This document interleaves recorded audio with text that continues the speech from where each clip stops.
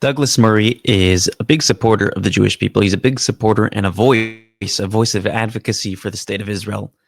And the question is why? In this video, he addresses it.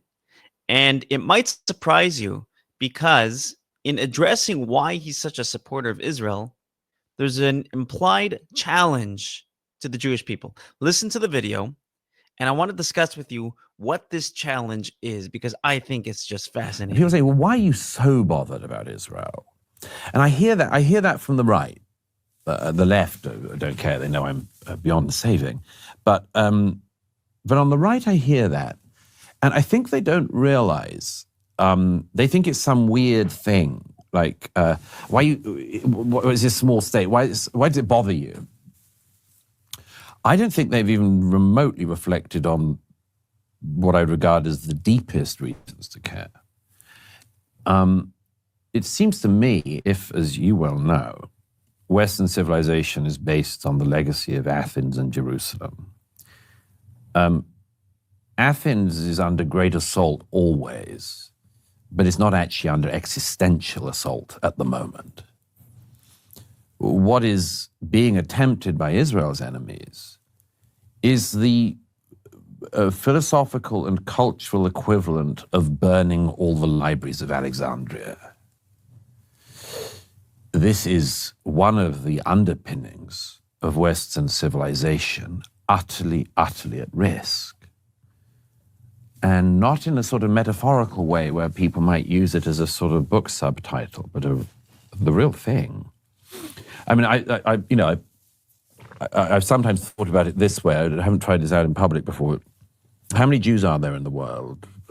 15 million. 15 million. Okay. This may come across really coarse, but let me put it this way.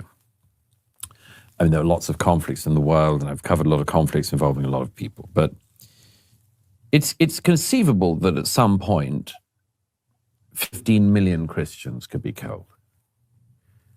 It would be a disaster, a tragedy. It's conceivable that at some point, Burma, India, somewhere, 15 million Muslims could be killed. It would be a disaster. It would be a tragedy of an unimaginable scale, of mid-20th century scale. But if 15 million Jews were killed, that's the end of the story. That's it.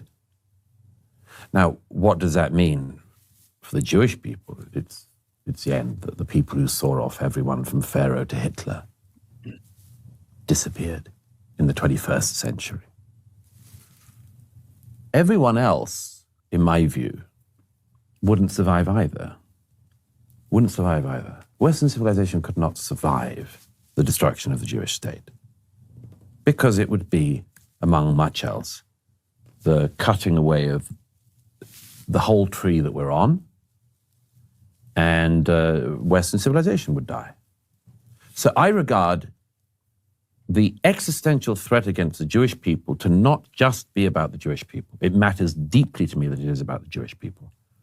But it also matters to me because it's about America. Could America survive if the Jewish people were no more on its watch, or everybody was forcibly deported from the Holy Land? Come on. Of course not. Could the isolationists bear the repercussions of that across the Middle East and elsewhere? Of course not. So I find this blitheness and the frivolity of it to be absolutely intolerable among the critics on the right. You hear that? He's saying that there's an anthropolitical need for the Jewish people to exist, to survive, because in order for there to be global security, and especially to Western civilization, there has to be a Jewish people. And first of all, I think that's fascinating because it's not just that we need to survive, it's that we're needed to survive. You see the difference? We don't just have a need to survive for ourselves, but we're needed to survive. There's a sense of responsibility. But I want to take it a step further because I think this is fascinating.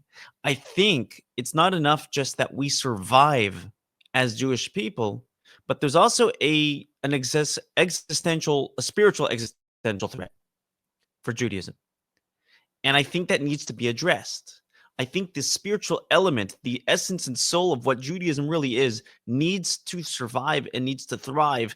We can't just survive by not being killed, but we actually have to thrive as Jewish people to have the impact that we're looking to have.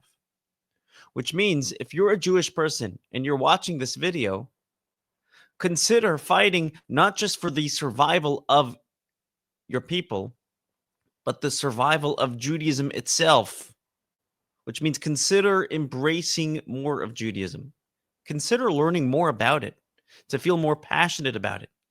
Because if we want not just Jewish survival, but the continuity of Judaism, the sacred values that had kept it running for years and years and years, and the values that are going to keep it going for years to come, we have to embrace it a little bit more than the previous generation. We have to give our children a little bit more than what we had.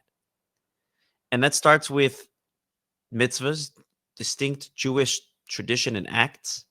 And it starts with studying more Torah, learning more about what it means to be a Jew, about who we really are, not just as a cultural nation, but as the people of Jewish tradition, and creating that continuity that's going to have an incredible global impact.